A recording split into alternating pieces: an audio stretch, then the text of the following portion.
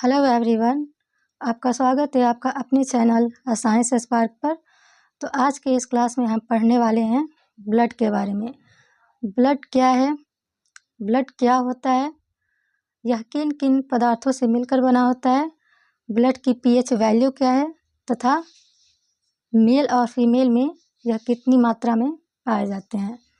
तो चलिए शुरुआत करते हैं अपनी आज की इस क्लास की। ब्लड एक कनेक्टिव टिश्यूज होता है। कनेक्टिव टिश्यूज जो कि टिश्यूज के पार्ट होते हैं। टिश्यूज क्या है, टिश्यूज यानी कि उत्तक जो कि बहुत सारी कोशिकाओं से मिलकर बना होता है। टिश्यूज क्या है तो ग्रुप ऑफ सेल्स यानी कि कोशिकाओं का समूह होता है। टिश्यूज 4 टाइप्स के होते हैं। Epithelium tissues, muscular tissues, connective tissues और नर्वस टिश्यूज, जिन्हें हिंदी में उपकला उत्तक, पेशीय उत्तक, संयोजी उत्तक और तंत्रिका उत्तक कहते हैं। तो संयोजी उत्तक क्या है तो संयोजी उत्तक ऐसे उत्तक होते हैं जो शरीर के विभिन्न अंगों को एक दूसरे के साथ जोड़ने का कार्य करते हैं। संयोजी उत्तक में अस्थि, उपास्थि, लिगामेंट, टेंडन और हमारा रक्त होता है। तो रक्त जो है एक प्रकार का संयोजी उत्तक कहलाता है, एक प्रकार का संयोजी उत्तक होता है।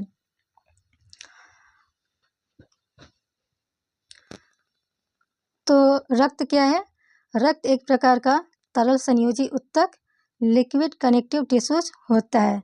रक्त की प्रकृति दुर्बल क्षारीय होती है एवं इसका पीएच मान 7.4 होता है। सामान्य व्यक्ति के शरीर में रक्त की मात्रा शरीर के भार का 7% होता है। मेल में 5 से 6 लीटर रक्त पाया जाता है, जबकि फीमेल में 4 से 5 लीटर। रक्त के अध्ययन को हीमेटोलॉजी कहा जाता है। तो हमने क्या पढ़ा कि रक्त एक संयोजी उत्तक होता है। संयोजी उत्तक जो कि उत्तक का एक भाग है, उत्तक का एक पार्ट होता है। उत्तक 4 प्रकार के होते हैं, उपकला उत्तक, पेशीय उत्तक, संयोजी उत्तक और तंत्रिका उत्तक। संयोजी उत्तक में अस्थि, उपास्थि, लिगामेंट, टेंडन और रक्त होता है। तो रक्त एक संयोजी उत्तक कहलाता है। रक्त का पीएच वैल्यू 7.4 होता है। रक्त की मात्रा हमारे शरीर के भार का 7% होता है। मेल में 5 से 6 लीटर रक्त होता है, जबकि फीमेल में 4 से 5 लीटर रक्त पाया जाता है। मेल की अपेक्षा फीमेल में आधा लीटर रक्त कम पाया जाता है। रक्त के अध्ययन को हेमेटोलॉजी कहते हैं। पीएच मान किसे कहते हैं तो पीएच किसी विलेन की अम्लता या क्षारकता का एक माप होता है। पीएच स्केल 0 से लेकर 14 तक की संख्या होती है। 7 से कम पीएच वाले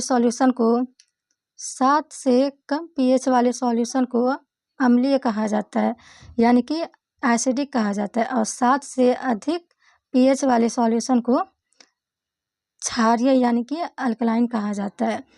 और अगर 7 है तो इसे उदासीन कहते हैं।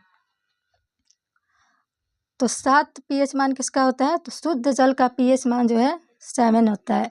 यह ना ही अम्लीय होता है और ना ही क्षारीय होता है, यह उदासीन होता है।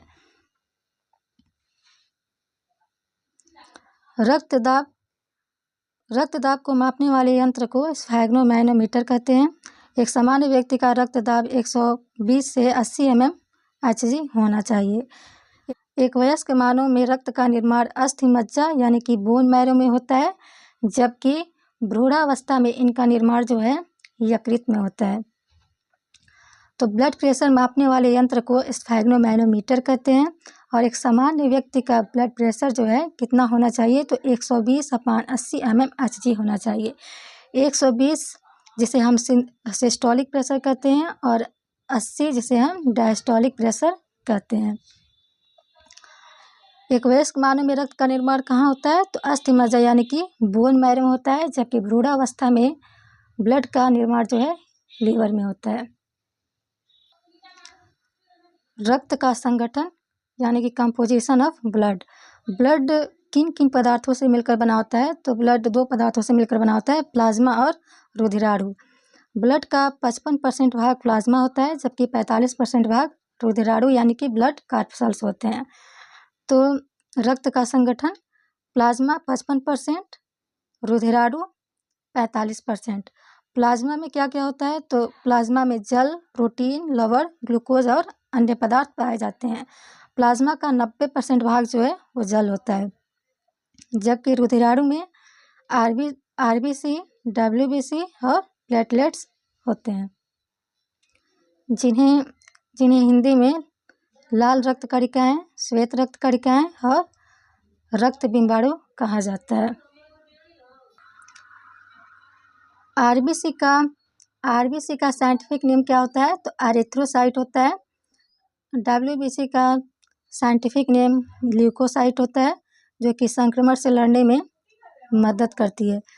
प्लेटलेट्स का साइंटिफिक नेम थ्रोम्बोसाइट होता है। थ्रोम्बोसाइट जो है ये रक्त का थक्का जमाने और रक्तस्राव को रोकने में मदद करता है।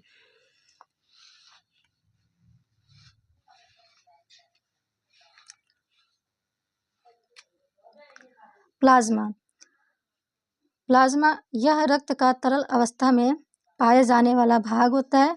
इसका 90% भाग जल होता है। बिलिरुबिन के कारण इसका रंग हल्का पीला होता है।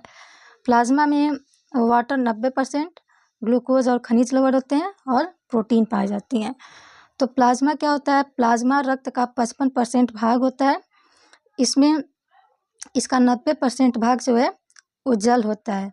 प्लाज्मा का पीला रंग बिलिरुबिन के कारण होता है। प्लाज्मा में प्रोटीन कौन कौन से होते हैं? तो इसमें जो है थ्रोम्बिन, प्रोथ्रोम्बिन, ग्लोब्यूलिन, फाइब्रिन और फाइब्रिनोजन प्रोटीन पाए जाते हैं। प्लाज्मा का कार्य क्या है? तो प्लाज्मा शरीर में प्रोटीन एवं अन्य पदार्थों को एक स्थान से दूसरे स्थान तक ले जाने का कार्य करता है। प्लाज्मा रक्त में पीएच मान को संतुलित करके रखता है और प्लाज्मा जो है रक्त का थक्का जमाने में सहायक होता है। ग्लूकोज को बाकी अंगों तक पहुंचाने का कार्य करता है।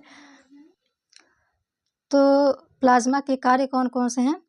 तो प्लाज्मा जो है शरीर में प्रोटीन और पोषक पदार्थों को एक स्थान से दूसरे स्थान तक ले जाने का कार्य करता है और प्लाज्मा ब्लड का पीएच मान संतुलित रखने का कार्य करता है। क्या करता है? तो ब्लड का पीएच मान संतुलित रखने का कार्य करता है। रक्त का थक्का जमाने में सहायक होता है और ग्लूकोज को बाकी अंगों तक पहुंचाने का कार्य करता है। सीरम, प्लाज्मा से रक्त का थक्का जमाने वाला कारक अर्थात फाइब्रिनोजन नामक प्रोटीन को हटाने पर प्राप्त होने वाले पदार्थ सीरम कहलाते हैं। सीरम हल्के पीले रंग का होता है। तो सीरम जो है प्लाज्मा में क्या होता है? प्लाज्मा में प्रोटीन्स पाए जाते हैं। तो प्लाज्मा में कौन कौन से प्रोटीन पाए जाते हैं? थ्रोम्बिन, प्रोथ्रोम्बिन, ग्लोब्यूलिन, फाइब्रिन और फाइब्रिनोजन प्रोटीन पाए जाते हैं। तो प्लाज्मा से अगर फाइब्रिनोजन प्रोटीन को निकाल दिया जाए तो जो शेष पदार्थ बचता है उसे ही सीरम कहते हैं। सीरम का रंग हल्के पीले रंग का होता है। रुधिराणु, ब्लड कार्पसल्स, यह रक्त का 45% भाग होता है। इसे 3 भागों में बांटते हैं: लाल रक्तकण, श्वेत रक्तकण और रक्त बिंबाणु, यानी कि आरबीसी, डब्ल्यूबीसी और प्लेटलेट्स। रक्त जो है 2 पदार्थों से मिलकर बना होता है, प्लाज्मा और रुधिराणु। प्लाज्मा रक्त का 55% भाग होता है, जबकि रुधिराणु जो है रक्त का 45% भाग होता है। रुधिराणु में आरबीसी, डब्ल्यूबीसी और प्लेटलेट्स पाए जाते हैं।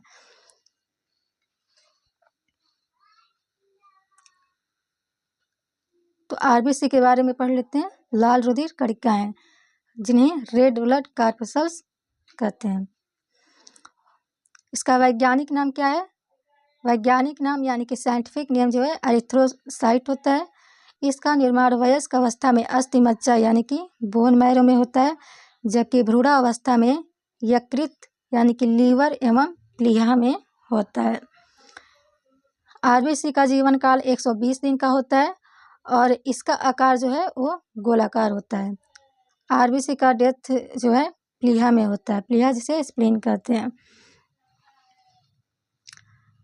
खराब हुई आरबीसी प्लीहा यानी कि स्प्लीन में जाकर नष्ट हो जाती है, इसलिए इसे आरबीसी की कब्र कहते हैं। इसे ब्लड बैंक ऑफ आरबीसी भी कहते हैं। आरबीसी में केंद्रक और लाइसोसोम नहीं पाया जाता है, लेकिन ऊंट एवं लामा प्रजाति के जीवों की आरबीसी में केंद्रक पाया जाता है। तो स्प्लीन को आरबीसी का कब्र कहा जाता है और इसे ब्लड बैंक ऑफ आरबीसी के नाम से भी जाना जाता है। आरबीसी में केंद्रक और लाइसोसोम नहीं पाए जाते हैं, लेकिन ऊंट एवं लामा प्रजाति के जीवों की आरबीसी में केंद्रक की उपस्थिति होती है। एक स्वस्थ पुरुष में आरबीसी 45 से 55 लाख प्रति घन मिलीमीटर होती है, जबकि महिलाओं में आरबीसी की संख्या कितनी होती है तो 40 से 45 लाख प्रति घन मिलीमीटर होती है।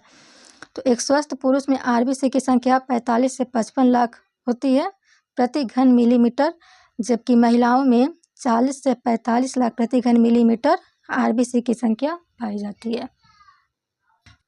आरबीसी का मुख्य कार्य ऑक्सीजन का परिवहन होता है, जिसके लिए इसमें हीमोग्लोबिन नामक प्रोटीन पाया जाता है।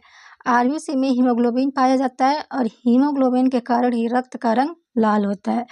तो आरबीसी का मुख्य कार्य क्या होता है, तो आरबीसी का मुख्य कार्य जो है ऑक्सीजन का परिवहन करना होता है।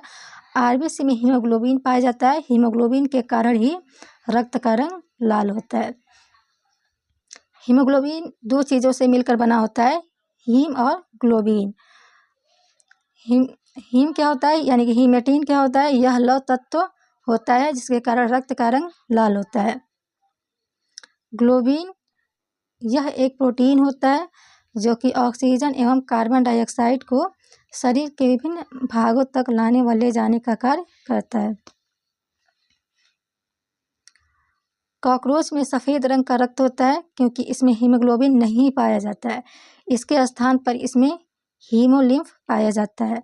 जबकि ऑक्टोपस में नीले रंग का रक्त होता है क्योंकि इसमें हीमोग्लोबिन की जगह पर हीमोसाइनिन पाया जाता है। तो हीमोग्लोबिन जो है, हीमोग्लोबिन दो चीज़ों से मिलकर बना होता है, हीमेटिन और ग्लोबिन से, यानी कि हीम और ग्लोबिन से। हीम जो है एक लोहा होता है जिसके कारण रक्त का रंग लाल होता है, जबकि ग्लोबिन एक प्रोटीन होता है। ये ऑक्सीजन और कार्बन डाइऑक्साइड को शरीर के विभिन्न भागों तक ले जाने का कार्य करता है, यानी कि ये ऑक्सीजन के परिवहन का कार्य करता है। कॉकरोच का रक्त सफ़ेद होता है क्योंकि इसमें हीमोग्लोबिन के जगह पर हीमोलिम्फ पाया जाता है।